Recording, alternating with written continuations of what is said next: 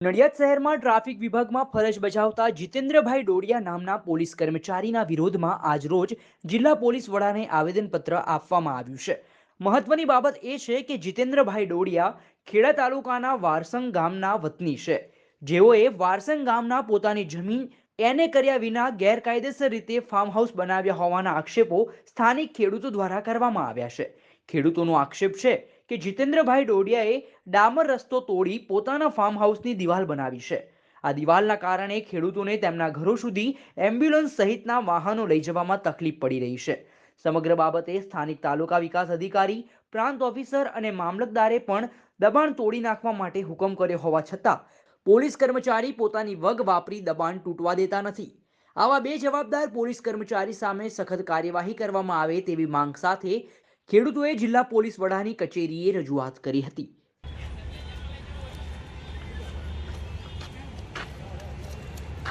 ગોરાભાઈ ગેલાભાઈ ભરવાડ ખેડા જિલ્લાના વારસંગ ગામથી આવ્યો છું અને મારે ગામમાં માનપુરા તાબે ખેતરમાં જવાના રસ્તા ઉપર પોલીસમાં નડિયાદ ટ્રાફિક પોલીસમાં ફરજ બજાવતા જીતેન્દ્રસિંહ કેસરીસિંહ ડોડિયા અમારા ગામના મૂળ વતની એમણે ફાર્મ હાઉસ બનાવ્યું, તેની દિવાલ બનાવીને દબાણ કરેલ છે, જેથી અમને ખેતરમાં જવા આવવામાં અને સાધનો લઈ જવામાં ભારે તકલીફ ઊભી થાય છે અને અમે 3 મહિનેથી રજૂઆત કરી છે। તાલુકા પંચાયતમાં રજૂઆત કરી, ગ્રામ પંચાયતમાં રજૂઆત કરી, કલેક્ટર કચેરીમાં રજૂઆત કરી, પણ કોઈએ કંઈ અમારું સાંભળ્યું નથી અને અમારે પોલીસ પ્રોટેક્શન રાખી અને તોડવા માટેની જરૂર છે। તો એ માટે અમે જિલ્લા પોલીસ વડાની કચેરીએ આવેદનપત્ર આપવા માટે આવે છીએ કે જેથી કરીને તેમની નિયંત્રણ રેખા નીચેનો કર્મચારી હોય તોડી નખાવે અથવા તોડવા માટે બંદોબસ્તની વ્યવસ્થા કરી આપે, તે માટે અમે આવેલ છીએ। 3 મહિનાથી છે, અમે 18/9 તો તાલુકા પંચાયતને અરજી આપેલી છે। 3 મહિનેથી અમે હેરાન છીએ। સાધનો, કટર, ઘઉં કાપવાના મશીન કે ડાંગર કાપવાના મશીન,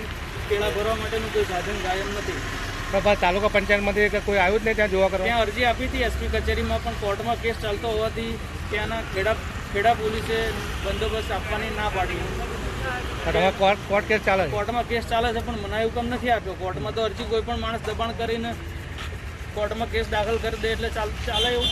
તો ગમે તે માણસ કાલ હવે હું વારસંગ રોડ ઉપર ચડીને દબાણ કરીને કોર્ટમાં કેસ મૂકી દઉં તો ચાલવાનું છે? 10 વર્ષ કેસ ચાલે તો દબાણ ના હટે એવું કોને કીધું?